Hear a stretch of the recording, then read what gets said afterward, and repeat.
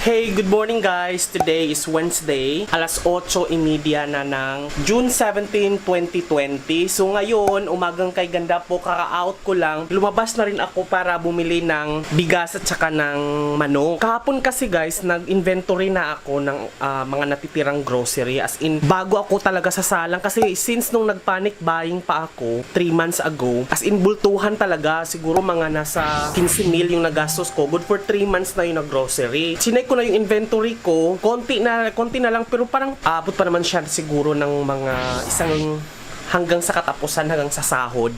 Ito na lang siya, bali konti na lang talaga. Meron pa ako dalawang Milo. Yan, dalawang Milo. Tapos yung ketchup ko, wala nang laman. Tapos yung mga noodles ko, ito, saka yung mga noodles ko, tinabi ko na siya. Yan mga bili ko mga noodles tsaka canton. So isang plastic pa naman, siguro mga nasa 15 pa siguro to piraso. And then meron pa akong meron pa akong isa nahanap. Ito yung ayuda. So sama natin para malaman na natin kung saan nakalagay siya ka konti. Tapos mga recado, saka mga dilata, saka yung mga tomato sauce na, yung mga ganon. Ito na lang yung, saka tsaa, yan, tsaa ko, saka yung mga dilata ko, mga tuna, mga sardines, ganon. Ito na lahat yun. Tapos, may isa pa akong pack na oil. Ayan, ayan. Tapos, yung kape ko, talagang adik kasi ako sa kape dahil panggabi ako. Yan na lang din. Tapos, bumili ako ngayon lang, ito binili ko guys, isang buong manok. Dahil lulutuin natin siya as lechon doon sa ating air fryer ngayon. Yan, so lulutuin natin siya dyan. Kaya bumili na ako ng isang buong manok. Tapos, 4 na kilong bigas. Gano'n kadami 4 na kilo? Yan, 4 na kilong bigas. Tsaka halagang 60 pesos na recado. May 3 kamatis, 2 sibuyas, tsaka 2 bawang, tsaka yung sa dahon. Dahil ipapalaman natin siya, ilalagay natin siya dito, yung mga rekado sa loob ng katawan nito.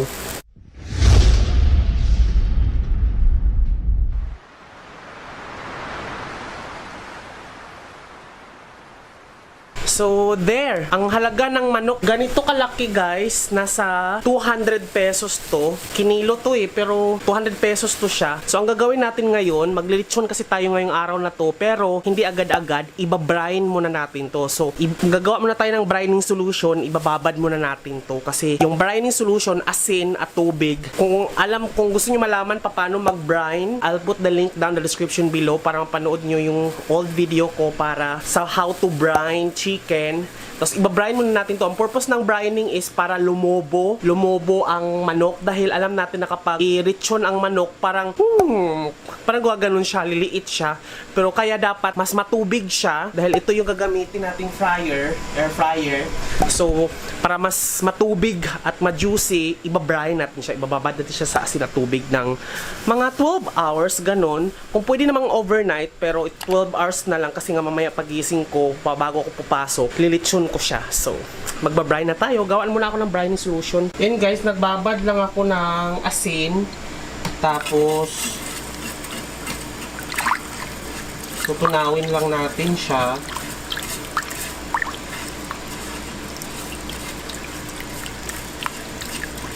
So, ito na siya guys.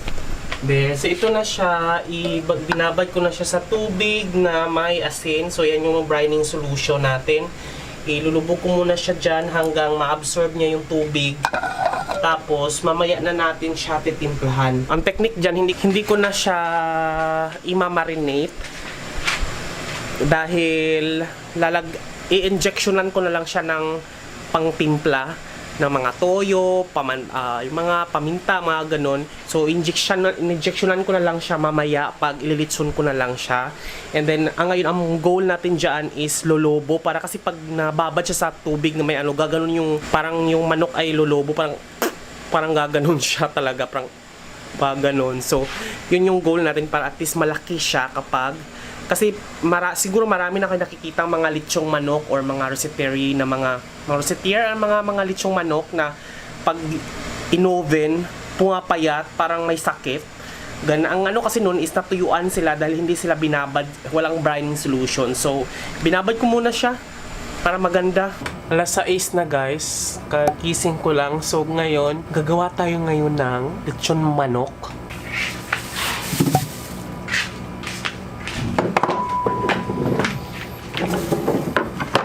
So, unahin muna natin ang ating mga ricado.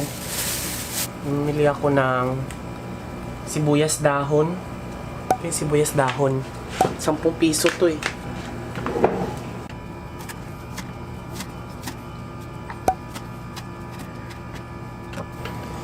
Ang ganda ng mga kamatis, oh, malalaki. Ito kasi yung ilalagay natin sa tiyan. Sibuyas na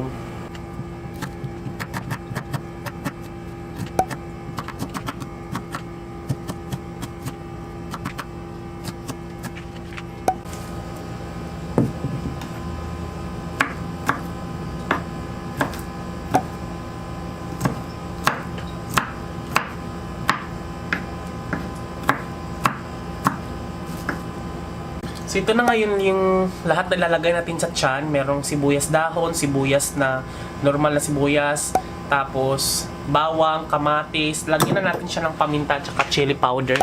Alam mo, ang hilig ko talaga sa ano guys, mga spices. Mangungulekta nga ako ng mga spices eh. Yung mga lalagay ko sa spice rack kapag naka-luwag-luwag. Lagyan natin ng olive oil, toyo, lagyan natin ng kalamansi,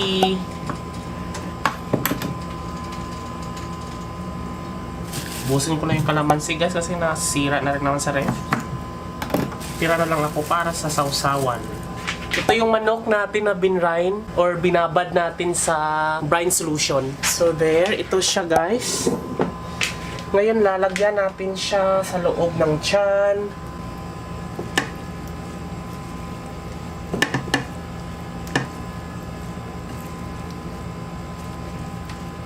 Dahan-dahan lang kasi para hindi matapon. Medyo lumaki yung manok natin na binrine.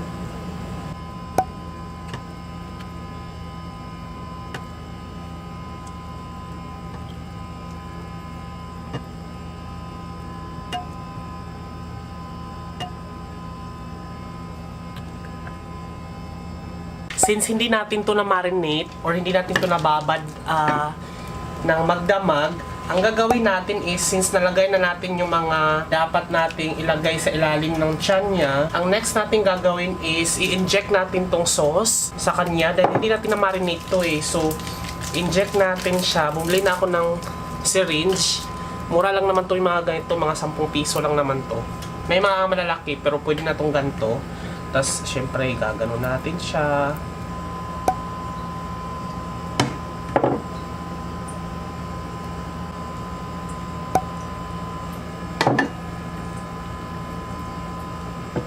Ilagay na natin siya dito.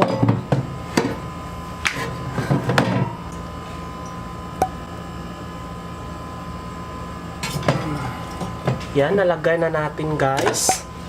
At isa lang na natin siya sa ating air fryer. Hugas muna ako ng kamay.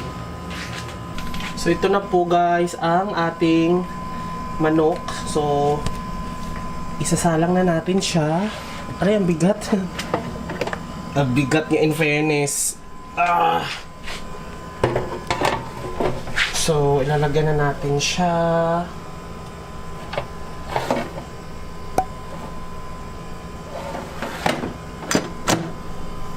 So, ilagay natin siya sa 180 para slowly cook. Ang hirap nito ikutin. Ito lang problema ng ilo. Ang hirap.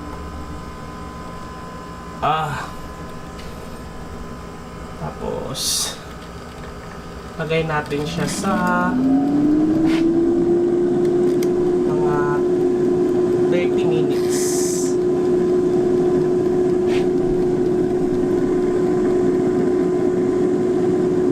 So there guys, 30 minutes na ang nakalipas. So far, wala akong nakikitang usok. Ayan, so talagang depende din talaga siguro sa niluluto.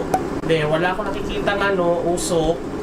And then, everything is working perfectly as what is expected. Ang nanotice ko lang siya, since hardcore ang lutuan natin ngayon, or talagang, dahil alam mo talagang siya, malakihan, may mga spices. Medyo naaamoy ko yung mga spices, yung mga sibuyas na parang pinrito. Alam mo yung parang ginisa mo rin. Nga, hindi siya masyadong sa room na ganito, maliit, parang mangangamoy talaga siya. And then worst part, kahit meron tayo sigurong range hood, hindi rin siya po pwede sa range hood kasi wala namang usok na lumalabas. Hindi ka yung tipong nagluluto. So hindi natin alam kung saan lumalabas yung amoy. Pero nakaka-allergy siya dahil nga halo-halo na yung mga spices doon. Yun yung napansin ko. So there, antayin na lang natin. Titingnan muna natin after 30 minutes kung ano nang itsura. Oh my god, medyo nasunog kasi nilagyan ko siya ng sauce na yung parang may sugar sa taas. Kasi may natira akong sauce na parang teriyaki sauce, something like that. Nasunog yung teriyaki sauce sa taas, pero tinuklap ko lang yung sauce na nasunog. Okay naman, tapos binaliktad ko na. Wag pala talaga natin lagyan ng sauce pahiran maya-maya kapag yung sauce ay medyo sugary yung sauce dahil nasusunog yung asukal. Pero tinuklap ko lang yung yung sugary, yung nasunog na sugar. Then tinapon ko lang din. Okay na rin naman. So ganito na yung binaligtad ko kasi siya see? Diba? Gumanda na siya. So another 30 minutes. So, another 15 minutes na naman na nakalipas. Titignan na po natin kung ano na po ang itsura niya, no? Ooh, look at that! Ang saya! Oh! Yung sauce ay nagdidrip talaga siya, no? Okay. Let's take a look kung anong itsura niya. Ang bigat niya in fairness.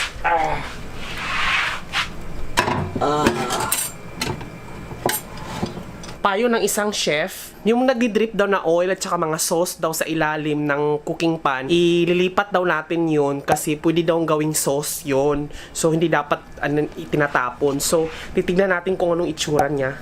Dito natin siya ilagay kasi nga hindi aabot yung camera. So, hindi pa masyadong luto yung chicken nito, malamang. Tatingnan natin kung gaano kadami yung sauce na na-drip. In fairness, marami-rami siya, ha. Tatanggalin natin siya dahil baka matuyo. Sayang naman yung sauce pag natuyo sa ilalim. Hindi pa naman tuluto So, tanggalin natin. So, there guys, sinalang ko ulit siya. Tinanggal ko lang yung sauce. Imagine nyo kung gaano kadami yung sauce na nakuha natin, So, there. Ayan siya. So, imagine niyo kung gaano to kasarap kasi ito na yung mixture ng lahat ng mga ricado, yung chicken oil, at yung olive oil, at saka yung ambang. Tikman nga natin.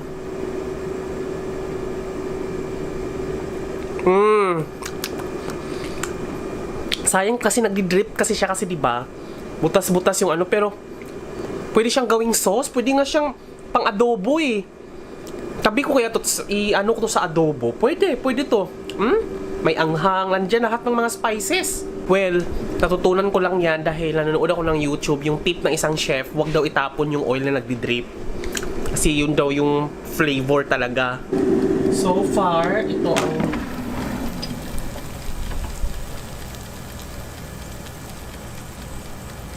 yan siya. Konti pa, no? Ayaw kasi ginawa ko na siyang 1 hour, guys. 30 minutes sa kabila, 30 minutes sa kabila. So, para at least lutong-luto yung chicken natin. After 1 hour, ayan, konti lang natira, 5 minutes na lang. Ooh, golden brown. Pwede na siguro to, guys. Tingnan nyo. Pwede na siguro to, no?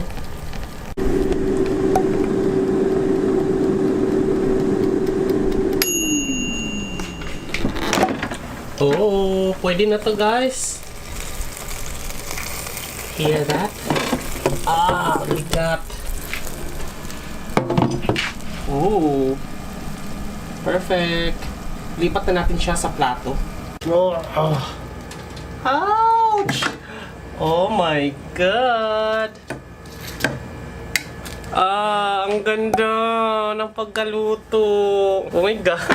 Pipicturean ko muna siya. Oh! See? Eto guys, ito yung teriyaki sauce or sauce ng nasunog siya. Pero, hindi naman siya totaling at least medyo hindi naman siya mapait siguro. Pero sa likod, sobrang golden brown niya. Oh! Tatry natin guys ha. Ooh, look at that. Try natin yung, oh my God! Ang juicy ng legs. Ouch!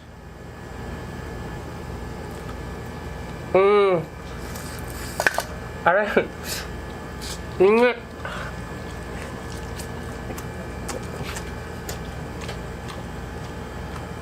Sarap. Kakain na ako, nagugutom na ako.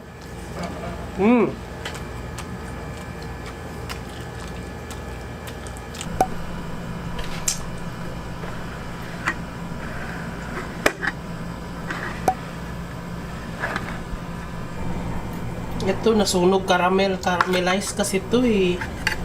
Pero, okay naman siya, Hindi naman siya yung tipong sunog talaga.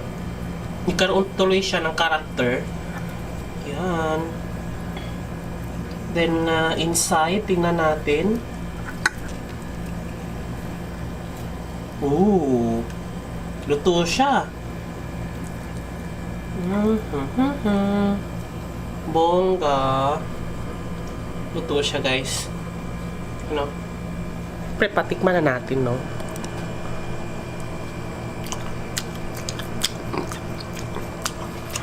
Perfect.